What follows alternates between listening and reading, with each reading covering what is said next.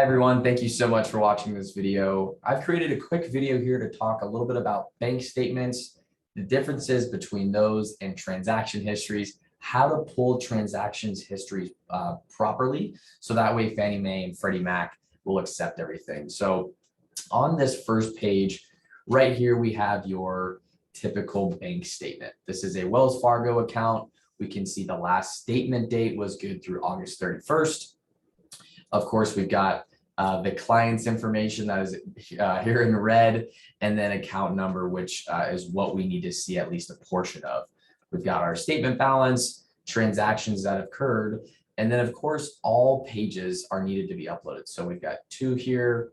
We'll scroll down to page number 3, and then page number 4. So when you're uploading the statement, please make sure you have all of these pages on there, as Fannie Mae and Freddie Mac will require these as well.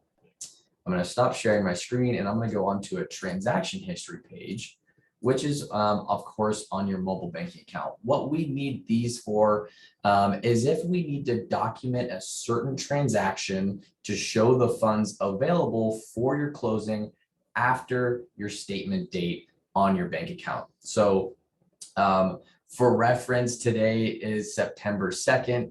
The bank statement is good through the 31st. So hypothetically speaking, let's say I deposited a sum of funds, usually a gift, or just maybe a bonus check or whatever it may be in the account that isn't showing up on my bank statement. So our underwriters will request a transaction history. Fannie Mae and Freddie Mac are very particular on what is needed. Typically, we need a portion of the account balance, we need the full account balance, a portion of the account number, and then usually the hardest part to get on there is the URL.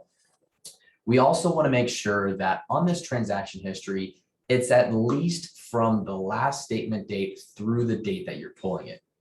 If we go ahead and scroll down, we can see that there's no pending transactions. We actually have some transactions from June, July, August. So we can see that this is definitely before our statement date. So this will suffice for a transaction history.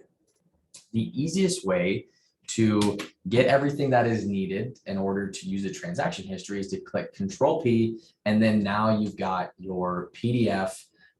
If you go ahead and just click Save as a PDF. So what we want to make sure of here is that, of course, we've got a portion of the account balance, a portion of the account number. We've got the full account balance. We've got your transactions that have occurred at least from the last statement date. And then the hardest part, which is your URL.